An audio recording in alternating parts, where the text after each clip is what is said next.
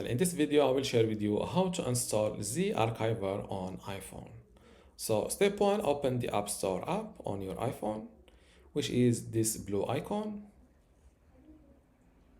First, you will land on this page. Now to search for ZArchiver app, click or tap this search field. Then type ZArchiver. This is it. Click on ZArchiver from the top. And this is the official ZArchiver app. Click on get next to it. Here, click on install. Sometimes App Store asks you for your iCloud password, so fill it and then click on install. Now the download is completed, and after that click on open.